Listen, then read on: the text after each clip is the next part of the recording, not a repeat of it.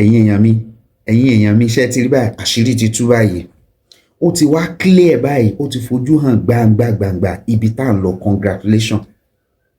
Ṣé rí, mo fẹ́ kẹ́ jọ nítorí Ọlọ́run kẹ́ farabalẹ̀ wo fídíò yìí, ọ̀rọ̀ pọ̀ ń bẹ gan.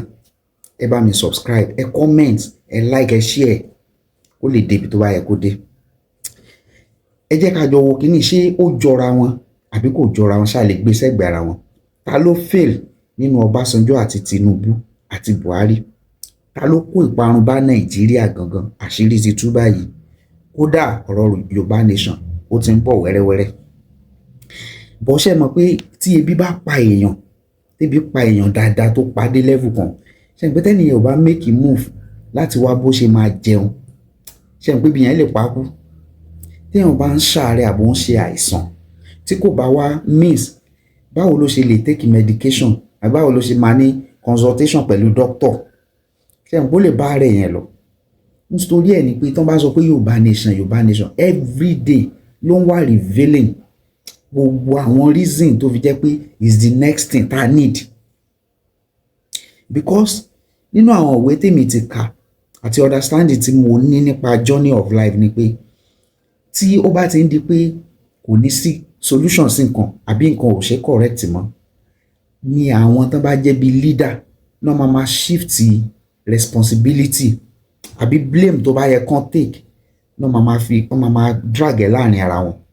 So tán bá ti wá ń drag ẹ̀ yẹn, wọ́n máa fi àwọn important, àwọn tó jẹ́ crucial task, tó jẹ́ important thing tó yẹ kán face, àwọn activities tó yẹ kán face, wọ́n máa fi curb problem tó wà nílùú, wọ́n máa neglect ẹ̀. Mo fọlọ́run bẹ̀ yín, ẹ bá mi subscribe sí channel yìí, ẹ wo dáadáa, ẹ wo fídíò yìí. Ṣé ẹ mọ̀ pé ààrẹ Ọbásanjọ́ wọ́n give out keynote address ní Chinua Achebe Leadership Forum held on Saturday at Yale University in New Haven, Connecticut ní USA. Bàbá yẹn wá ń sọ pé wọ́n wá ń sọ̀rọ̀ pé Nàìjíríà ó ti wà ní bad condition tẹ́lẹ̀. Ẹ máa gbọ́ ọ̀rọ̀ yìí o, mo fọlọ́run, ibi tí mo fẹ́ ká múlò gangan náà ni. Wọ́n ní Nàìjíríà ti wà ní bad condition tẹ́lẹ̀ pé but now nígbà tí Tinubu wá handle ẹ̀, ó ti wá wà ní worst condition. Ṣé ẹ mọ̀ pé níbi statement yẹn bàbá Ọbásanjọ́ fúnra wọn wọ́n ti kó páńpẹ́ bọ́ra wọn lọ́wọ́. Kí ni reason tí mo fi sọ bẹ́ẹ̀ ni pé àwọn náà wà lára àwọn tó ti ṣèjọba tẹ́lẹ̀.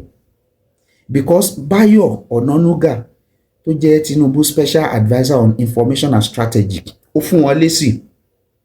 Ó ní lẹ́nu Ọbásanjọ́ kó máa pe Buhari ní bàbá go slow, tí kò ní kankan tó fẹ́ offer Nàìjíríà, kò rẹ́nu kankan, ó kàn wà ń bẹ̀ gẹrẹwu ni. Ìyẹn lọ. Tinubu náà tún débẹ̀, ó ní bàbá èmi ló kàn pé ó ti fail as a president, pé because òye kankan kò tiẹ̀ mọ ibi tó tiẹ̀ fẹ́ dá ọ̀rọ̀ gbà, pé gbogbo ẹ̀ ti dàrú mọ́ lọ́wọ́. Ṣé ẹ̀ ń pé tó bá ti di pé olórí ń bú olórí, ẹni tó ti ṣe tẹ́lẹ̀ ó ń bú ẹni tó wà ń bẹ̀ nsìn, tẹ́ni tó wà ń bẹ̀ nísìn, torí màá ka èsì tí àwọn Tinubu táwọn náà fún Ọbásanjọ́ padà tán kó fún ní gbígbóná, màá kà fún yín tó wà núwèé lọ́dọ̀ mi báyìí, màá kà fún yín. Ṣé ẹ mọ̀ pé nǹkan tẹ́mi kàn fẹ́ jẹ́ kẹ́ mọ̀ ni pé tó bá ti di pé system yẹn ò lè work mọ́, because èmi rí Nàìjíríà bí nǹkan tó tóbi jù wọ́n lọ láti control, tó yẹ pé it is so big for them to handle. Wọ́n mọ best strategy, wọ́n mọ àwọn rudiments, gbogbo àwọn system tó máa lò, wọ́n ti rí bí ìlú tí ò ní structure, then they find it difficult to take responsibility of their action. Àwọn shift ẹ̀ ó wá di pé bí kéèyàn ní problem sí kó dẹ̀ ní bàbá àbí kó láwọn olórí, kó wá lọ bá wọn pé a ní problem, ẹjọ́ báwo ni ibi tó ń pa wáyà, ọgbọ́n wo la máa dá sí tá máa fi jẹun, ọgbọ́n wo la máa dá sí tá máa fi ráṣọ wọ̀ tá à ní wèé kísà mọ́, ọgbọ́n wo la máa dá sí tó yẹ pé gbogbo nǹkan àlùmọ́ọ́nì, gbogbo nǹkan dáadáa, nǹkan àmúṣọrọ̀ tá a ní, báwo ló ṣe máa wúlò fún wa. Tí bàbá ta wá lọ bá wá ní Wálé ló kọ́kọ́ ṣe tí ò ṣe dà, kí Wálé wá sọ pé irọ́ ni ìwọ lọ ṣe tí ò ṣe. Ṣé ẹ mọ̀ pé ó ti túmọ̀ sí pé ọ̀hún ní solution tó fẹ́ offer ìlú yẹn nìyẹn. Mo fọlọ́ mẹ́yìn, ẹ bá mi subscribe sí channel yìí, ẹ share, ọ̀hún ní solution tó fẹ́ offer ìlú yẹn nìyẹn.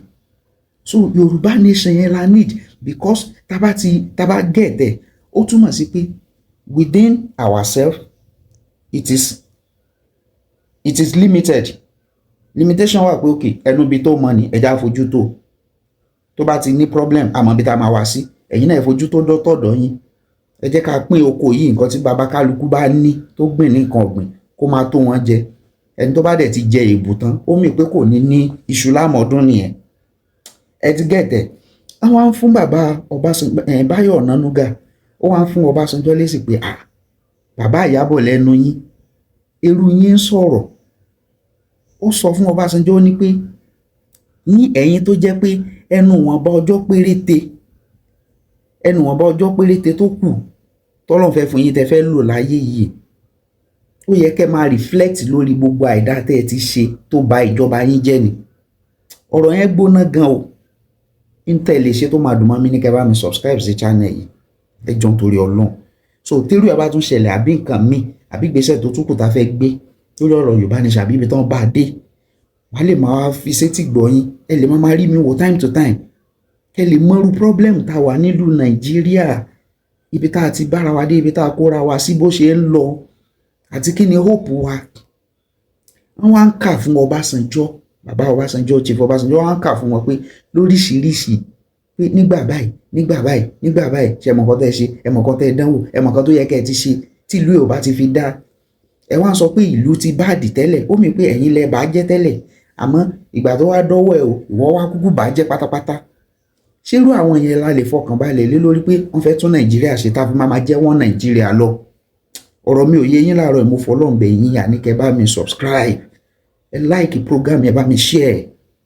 Ara mi gan hot, ó ń ká mi lára, ara mi ń gbóná.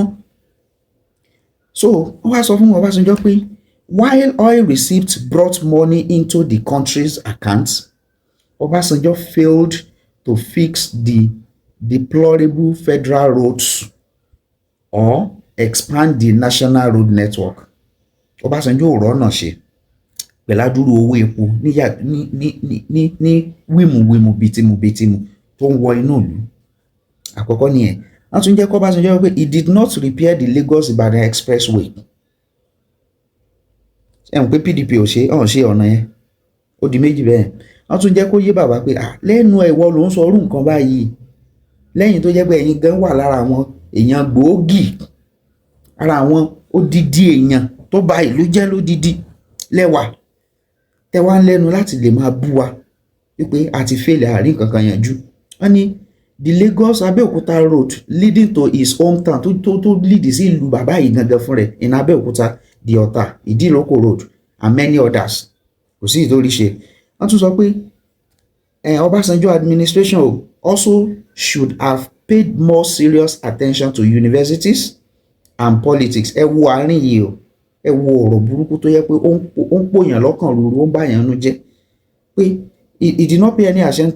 It should have paid attention to universities and polytechnics in joint votes of no confidence. Ẹ máa gbọ́, in our tertiary institutions, Obasanjo and his deputy Atiku Abubakar sought to profit from their weaknesses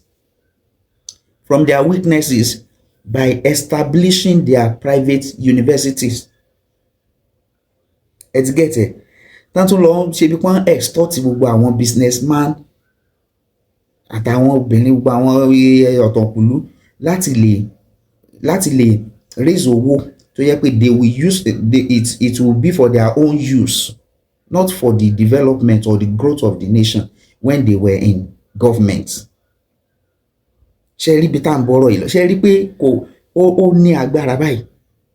Bàbá sọ ògúlùtú ó padà fi gba òkúta because kò rújú.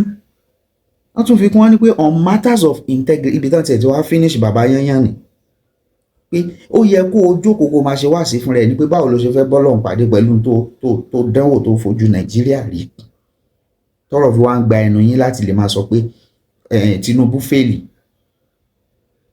Àwọn náà ń dọ̀rọ̀ padà, ó túmọ̀ sí pé àwọn ní kankan tó fẹ́ wọ́n fà wá hàn ṣe nǹkan kan.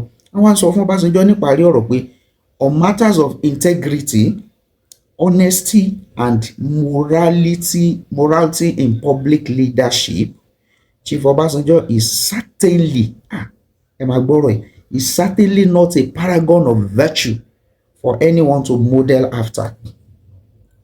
Sọ̀rọ̀ kan lágbára ju eléyìí lọ. fọlọ́run bá bẹ̀yìn ẹ subscribe sí Accord TV, ẹ subscribe sí Accord TV kẹ́ lè máa rí wa gbọ́, kẹ́ lè máa rí wa wò lórí. Ṣé ẹ rí pé ọ̀hún nìkan tó fẹ́ fà wá báyìí? Ṣé ẹ̀yin náà ti rí báyìí pé wọ́n kàn jánu kán máa búra wọn nìkan tán lè ṣe? Ìwọ ló bá jẹ́, rárá èmi kọ́, ìwọ náà ló bá jẹ́, ó yẹ kó ti ṣe báyìí nígbà yẹn, ká ló ti ṣe, àní bá wa nu problem tàwa kó náà wà ní mo mọ̀ pé mi ṣe àmọ́ problem tí mo fi kalẹ̀ ò pọ̀, ìgbà tí wọ́n wá dé ni problem yẹn wá kẹjú. Kí ni future Nàìjíríà tá a fi ń sọ pé wọ́n Nàìjíríà?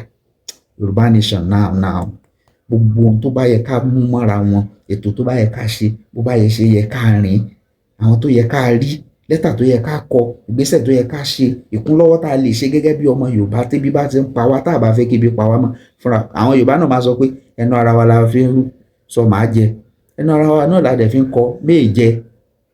Ẹja mọ̀ tá à ń ṣe, ẹja mọ̀ tá à ń ṣe. Ẹ ṣé gan o, God bless you.